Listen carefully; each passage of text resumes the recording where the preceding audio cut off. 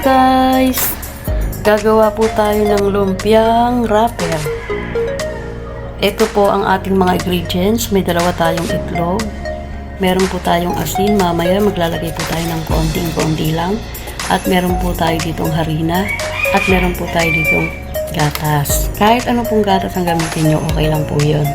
Sige po guys! Bye muna! Hello guys! Ito na po yung dalawa nating itlog. Babatihin po muna natin ang ating itlog guys.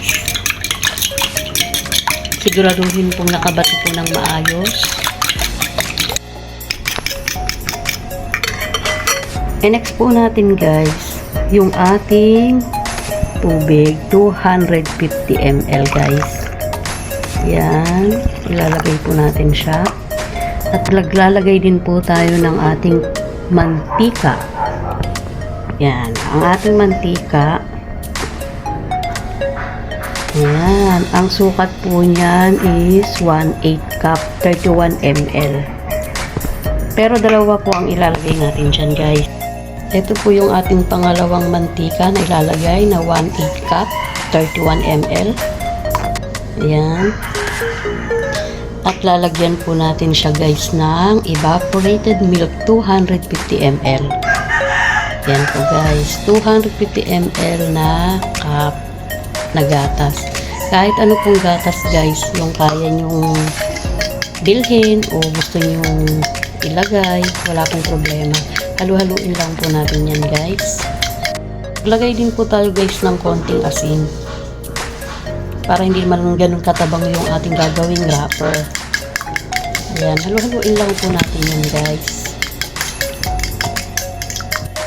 Hello guys, ito na po yung ating gagawin. Maglalagay na po tayo ng salaan para po hindi bubo ang ating harina. Ayan. Ito po yung harina natin na 1 cup, 250 ml guys. Yung gagamitin natin na harina.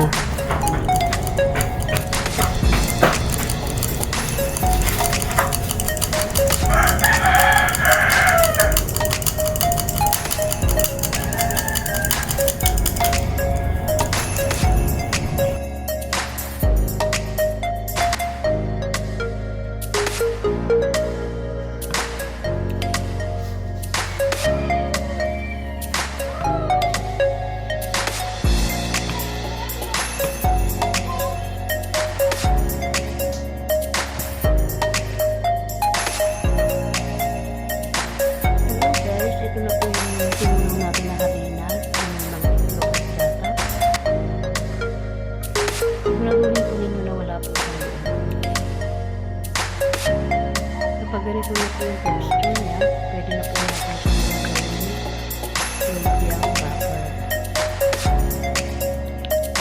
Hello guys, paliran po natin ng mantika ang ating paglulutuan ng lumpiang wrapper para hindi po siya didikit, tsaka madali po natin siyang makukuha. Guys, ito po yung takalan natin para gumawa ng lumpia wrapper. 125 ml cup. Takalin po natin siya guys para po magpantay-pantay po yung ginagawa natin na wrapper. Kapag mainit na po yung kawali natin guys, ilagay na po natin siya. Sa mahinang apoy lang guys.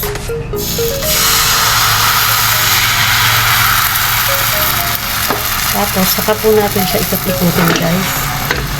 Ayan. Ikot-ikutin lang po natin yan. Kapag hindi na po yan naiikot yung pong harina na yan, okay na po yan. Medyo luto-luto na po yan. Aantay na lang po natin siya na maluto yung ilalim. Ito na po yung lumpiang wrapper natin guys. Yung mga gilid, medyo angat-angat lang natin para kapag nilagay po natin siya sa plato, madali po natin siyang maitataob at mailalagay. Ganyan-ganyan lang po guys. Kung ano po yung nakita nyo sa video, gayahin nyo lang po siya. Ayan po ang ating lumpiang wrapper. Ito po guys, ilagay na po natin siya sa plato. Ayan guys. ang ating lumpiang wrapper. Ayusin na lang po natin yan mamaya. Hello guys! Ito na po yung ginawa kong lumpiang wrapper. Ayan. Ito guys, kung may nakikita kayo mga ganyan na medyo punit, natural lang naman po yan minsan tayo pag nagluluto, hindi naman talaga ganun ka-perfect. Pero, try lang po hanggang sa mabuo po natin siya, hanggang sa hindi po tayo makagawa ng sira ng ating lumpiang wrapper homemade. Ayan guys. Pa-like and subscribe. Thank you for watching guys. Bye. Thank you guys. Enjoy!